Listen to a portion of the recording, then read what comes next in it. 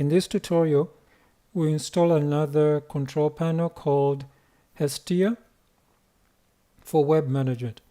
Before we begin, a quick reminder that every day I'm hosting a live stream. You visit ojambo.com, then you go to the watch menu, then the live sub menu. Then you can see, for example, this live stream is called Install Hestia Control Panel. You see the channel it's going to be on and the approximate date and time, and these are post-dated topics for the future. Quick reminder too that you should also subscribe, like, follow, and leave comments for more frequent content. As you can see here, for each of those articles in the live submenu, there will be about 3 paragraphs. It will tell you the day, the time. It's always going to be Eastern time, and you're free to request or chat about programming related topics. So for example, if you want to do that, you click on this channel here to take you to the URL there. You log in, you can ask questions, and I'll answer them during the live stream. Okay, so Hestia is a free open source web management control panel. It's actually, I believe it's PHP based, so this is actually wrong. It should be PHP here. It can also be installed on a web server. It can be directly uninstalled like a standard software package. That's a good thing. Okay, so unfortunately, it's only for Debian type systems. So one of the reasons I haven't reviewed this application is because in the past it was kind of it was very buggy, and it wasn't ready, especially for production. But it actually does look pretty good. For example, let's go check it out here. You see here it's a open source web server control panel. It's fast, it's reliable, it's open source. And there's a demo here. You can also view it on GitHub. So you see the there's documentation, and the version is 1.9.3.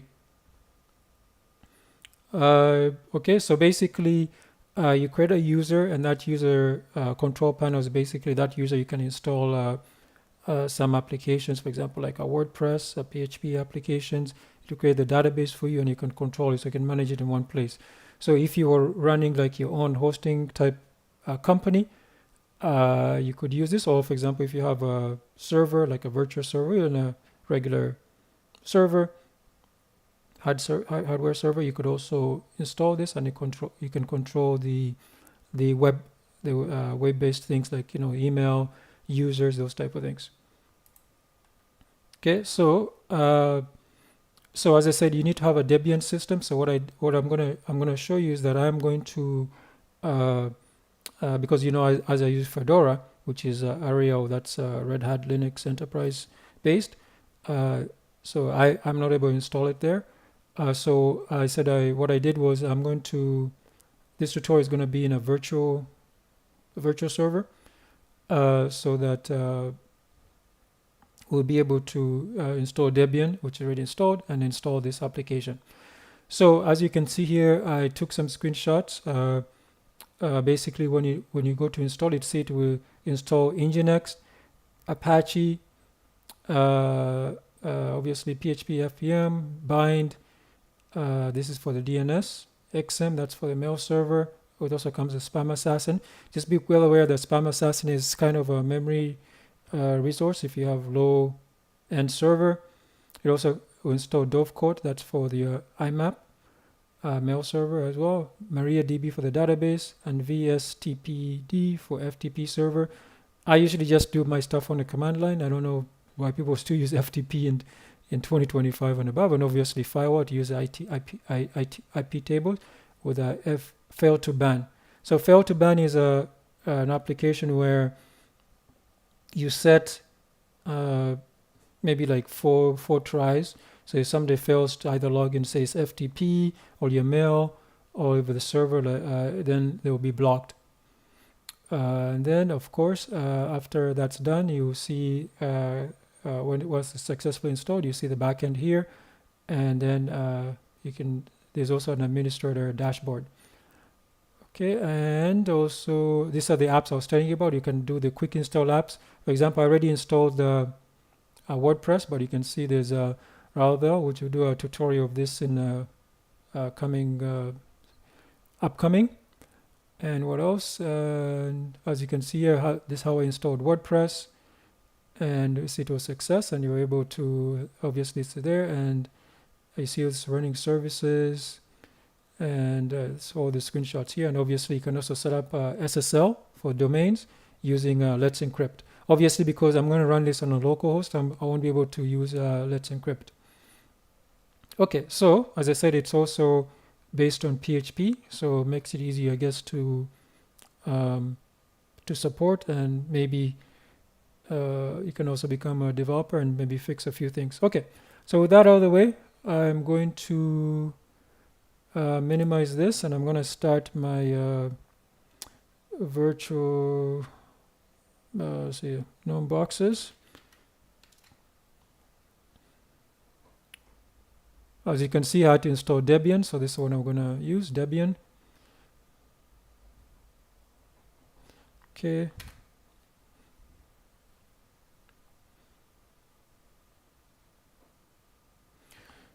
So while this is loading up,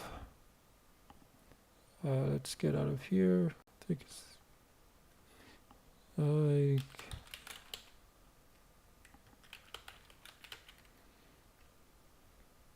okay, so while this is loading, actually it's finished. Just one more thing. I believe I still let me make sure I'm correct here. To start the server, yeah, it's 8083. That's the default. That's the default port number for this control panel. It's 8083. Okay, so let's go back here. So I think it's Firefox here that's installed by default. I'm not sure. Yeah, Firefox. Okay, so as you can see here, it's 8083.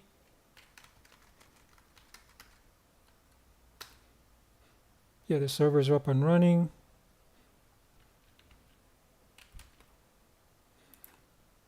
Okay.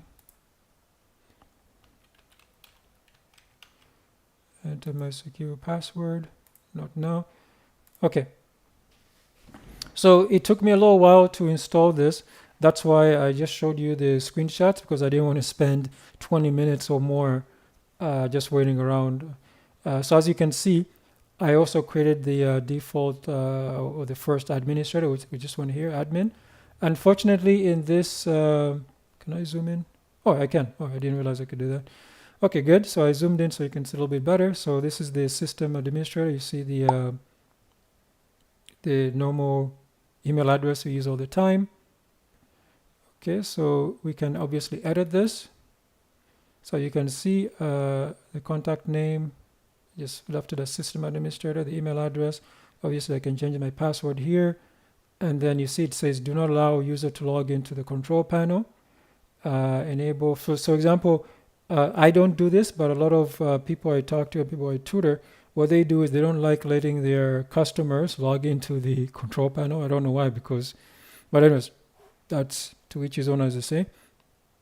And you can use, you can allow use IP address allow list for login attempts. So this is a good idea, especially if you're, if there's only one or two people who are going to be going to the control panel. This is one thing you can use. As I said, this one doesn't make sense because this is a local host. The only person who's going to be using is literally just me. But that's one way you can enable that, and I recommend you recommend this for any control panel if it allows it, especially if it's web-based. For example, imagine if this was my domain, people could easily guess this and just one of these port numbers and then just do the hacking attempts.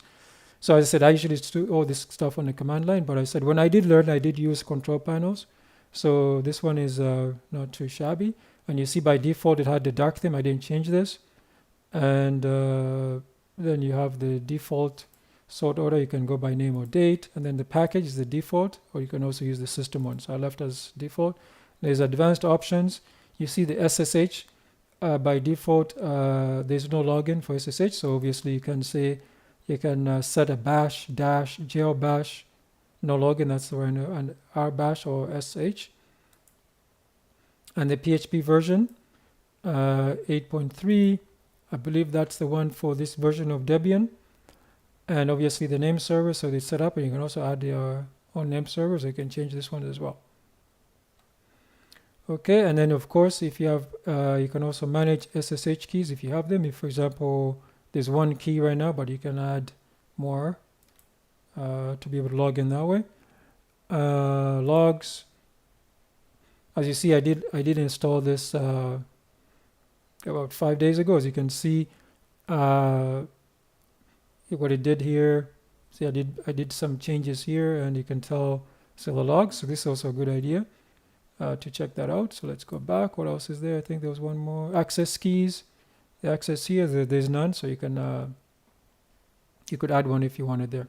So as you can see, that's in the user, I guess, tab, and then there's a web tab here. So we'll go to the web tab. There's one domain, which is localhost, debian.debian.local. So let's go edit this one as well. See, that's the domain. There's an alias. If you don't know what an alias is, I'll give you an example. Say, let's say you have a domain called debian.local. An alias could be www.debian.local. Or for example, if you have other domains that you want them all to go to the same place, you could have an alias. For example, this could be debian.com, this could be debian.ca, etc. if that's what you want. And the IP address, this is the IP address it found itself, and then web statistics, there's none, or default one is AW-stats. And of course, you see here, I can enable domain redirection. I can also enable SSL for this domain. I said that the reason I didn't do this is because I can't have Let's Encrypt on a local server. It's only for the one that's on internet. If we go to advanced here, you see again it uses the web template is the default one. That's going to use Apache. Remember, we also have Nginx as well, but Apache is fine. Apache 2. PHP, of course, it's 8.3. That's still supported at the time of this recording. And then there's a proxy template. You can see there's caching, default hosting is suspended. And then the proxy extensions, obviously CSS, HTML, JavaScript, JSON, XML, etc., they're all in here, even zips. And you can obviously change the document root. If I click that, you see, by def, it points to this, but if you have a different directory, you can put it there as well. Oh yeah, sorry, it told me the directory. You see, the directory is /home/admin web/debian.debian.local/public HTML. But if you wanted a different one, you could replace it here as well. And of course, if you want to add FTP, as I said, I don't use FTP, but there it is if you want to use it. If you're going to use FTP, at least use FTPS. That's the secure version. Okay, so that's the domain. And then zones, there's no DNS here, so that's why it's 0. But if you want to learn about DNS stuff, I can maybe I'll make a separate tutorial for that in the future. And mail, I didn't put mail for this domain, but I'll probably do that in a separate future tutorial. And then databases, there's one. Yeah, this was created automatically when I created the domain. So you see it says admin 334 whatever 34300. And you see to connect this one, it's localhost and whatever admin. And you see there's no data being used right now.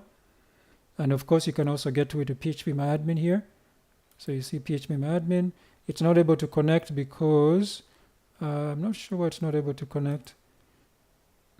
Oh, I think it wants the domain. Oh, it's HTTPS. Let me see if it will connect without HTTPS.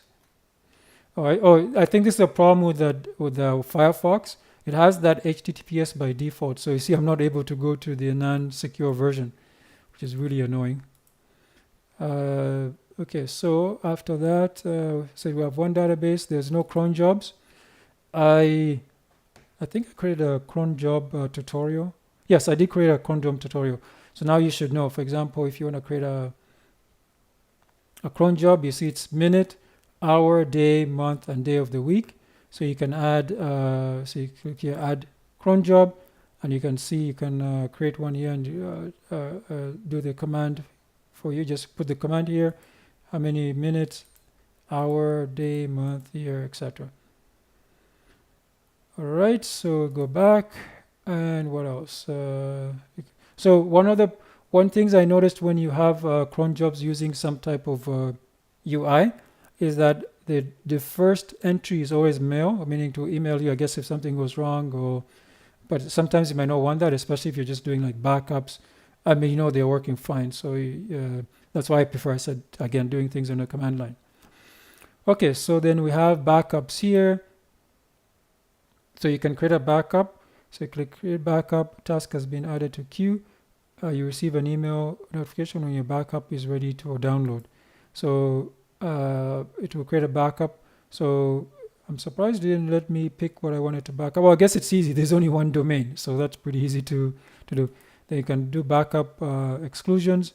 So for example, you might, if your mail is too big, you might want to disable the mail.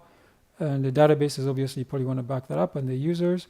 The web, for me, for example, if a customer asks me to make backups for them, what I do is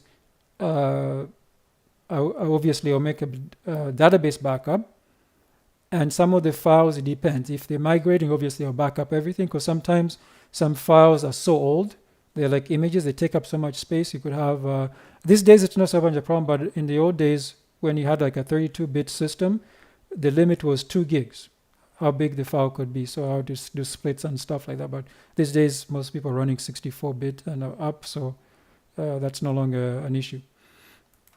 Okay, so you can also change your, these are shortcuts. So you click the shortcuts, you can see all the shortcuts in here. And then you have the file manager. Now, if you remember, this is the file manager. That looks very pretty. So if you remember that domain, it was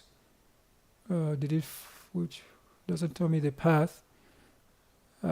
So web, yeah, debian.local, and you can see the file permissions here, and then you can see the we'll take a look at the logs in a second, but you see the public HTML. You see WordPress was installed in here. So I'm gonna see if I can, yeah, so this is the configuration for WordPress. This was auto installed.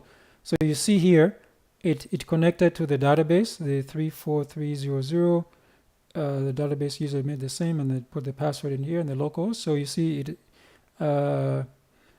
so that's how it will install. Now we know that WordPress is not, the files were downloaded, and this configuration is correct, but it actually did not complete. It actually did not complete because although the files are here, you see the file permissions, it did not actually, the database, as you saw, was empty, it had 0. So we know that this wasn't fully installed, and there's an index.php file. So as you can see, I'm wondering what theme it installed. Let's go check the theme as well. So I'm guessing it's using 2025. That's the theme. Let's go back. I saw something interesting here. This move plugins, password baker.php. Okay.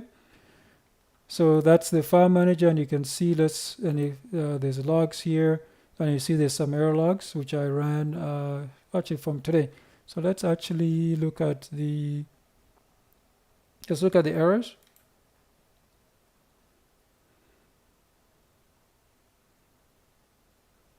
Oh, I think this is just how it displays the errors. So this is not the actual log. So that's not where document errors. It's the one we. Oh, these are just HTML files. And is there an error log in here? Oh, there's different pages.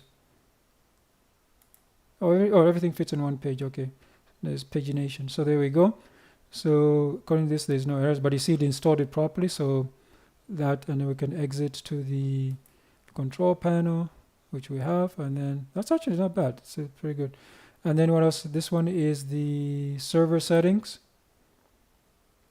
So as you can see, Apache 2, bind for DNS, cron, dovecoat, XM, fail to ban, IP tables, MariaDB, Nginx is also there, PHP 8.3 FPM, spamd, that's spam assassin, SSH, and this for FTP server, VS FTPD. And then, for example, we can see there's a tax monitor. You can configure. So let's go to configure and see there's basics. There's updates. And there's a web server. I don't know why I would use like PHP 5. All of these are like not just deprecated. They're really, really ancient. So surprisingly, there's PHP 8.4. That's the one I use on my Fedora systems. DNS server, so this is bind. Mail server, we have XM and spamd. And databases, obviously MariaDB. And PHP myadmin, single sign-on, disabled. Backups here. So it actually uses Z standard or ZSTD. Oh, it's a weird name.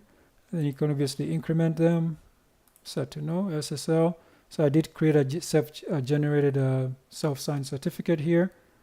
And under security, we have system. What do we have in system? API, not using that. System protection, restrict, and policies. This I think it's called ACL. You can set the restrictions there. Plugins. So there's a quick app installer. That's the one to install, like I said, WordPress and others. There's a file manager we're using. Actually, I want to see this one to turn this one on for the web terminal. I do use that quite a bit and others. And firewall is set to yes. Okay, so hit save here. I wonder where the web terminal will come up. So it is a pretty, because obviously this is JavaScript as well, it's very pretty.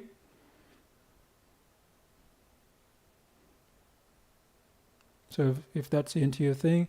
Me personally, I don't really care about how pretty an app is as long as it does the job and it's fast. That's my take. Because for example, if you're doing administrative stuff, just want to get it done. That's why I said I prefer using the command line. Okay, so that's done. I'm wondering where I put the terminal because I don't see it, but okay, so there's a network here. Do we actually look at, yeah, went through all this, yeah. So there's also network. So that's the network, simple enough. You can add IP addresses. What is white label? Oh, you can change the name. So instead of calling it Hestia Control Panel, you can change your name and add all the stuff here. And then you can add a custom logo. I guess to remove this logo, you can put your own. Okay. Oh, does it have it there? So yeah, so that's why we'll change that. So that's up to you as well. That's actually pretty nice. And then panel control cron jobs. So you can remember I did a tutorial on cron jobs, as you can see here. So this is pretty easy. This runs every 2 minutes, and this runs at 10 o'clock. Yeah, that turns at 10 o'clock every day. This runs at 3 of 15:02. That one looks like it's also daily. Another one runs at 10 daily, and this one runs at 3 a.m. Is that right? No, this runs once. Oh yeah. That's yeah. So forth and so forth. So there we go. And you could obviously restart as well. Let's go back. What's the last one? I think. Go through everything here. Settings. This is administrator. And statistics. Like statistics. There's none right here because this is only my second time using this. And this is the administrator, and we already did this before. So that's an overview of Hestia control panel. I have never actually used this in a. Okay. Oh, sorry. I just somebody just asked the chat. So you can use it to manage your server. Okay, somebody asked if what's the context. So the context is that this is a control panel. So meaning that if you don't want to, if you have like, for example, a server or especially like a virtual server, and you don't want to do everything on the command line, you can install this and this will take care of you. For example, if we go back to the configuration here, settings, so you see these are the services running. You have Apache. This is for your web server, right? This is bind for DNS. This is a cron for the control job. This is for your mail, dovecode and XM4, and fail to bind. This is for your firewall. And you see, if you don't want to use Apache 2, you can use Nginx. So what I'm trying to say is that and PHP FPM. So if you have a server, if you have a server and you don't want to control all these things on a command line, you can. That's what a control panel is for. The control panel is to control your server and services. Like for example, this one. If I want to stop Apache services, I can, for example, just click on this. You see here, you can edit, you can restart, and you can stop. So I can do this on a command line, but I'm saying is that some people, especially who are new to servers like Linux management, they'll be overwhelmed on the command line, so that they would use something like this to control all those services. So you don't, for example, once you install this, it will do all these things for you automatically. You won't have to do it manually. Well, let me explain this one more time. So I'll take a service here like this cron job. Cron. If I click on this, you see it says, "Are you sure you want to stop the cron service?" Yes, I do. So I'll stop it, and you see it stopped, right? And then if I want to start it, I simply just click here to start it. I press OK, and it's going to start it. So I'm saying is that is much easier than somebody controlling that on the command line if you're not comfortable on the command line. Like I'll give you an example. I'm going to stop this. I'm going to stop actually dovecode. I'm going to stop dovecode. Okay, and I'm going to go to the command line. So I'm going to minimize this. Okay, I'm going to minimize this. I'm going to open up the command line. If I remember, I think I do have a root user. Hopefully I do. Yeah. So if I do systemctl, let me see if I can zoom in here. I think there we go. So I've typed systemctl, so I put status dovecode. You see it's enabled, but it has stopped. As you can see here, it says it has stopped, right? Remember, I stopped it in the control panel. So I can go here and type systemctl start dovecode. And if I go up to status, you see now it has started. Right? It's active and it's running because this thing is. Let me make this a little smaller. Come on. Okay, I think I have to zoom out.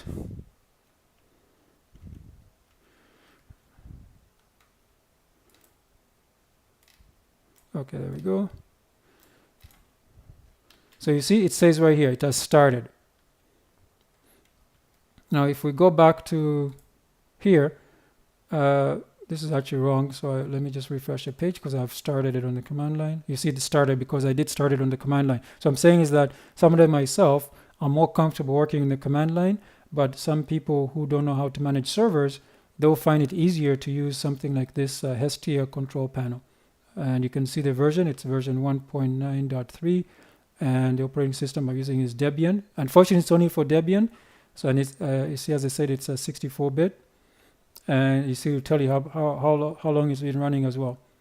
So another thing you can also do is, if we click on updates, I think I've already done this. Yeah, so the updates, it tells you the updates, so you can simply just get those, and you can also disable automatic updates. I'll just leave that the way it is. Okay, I think there's one thing I forgot to do. Oh, there's help here. It takes you to this website, and it'll explain all that as well. And is there something I forgot to do? I think there's something I forgot to do. Let me check it out.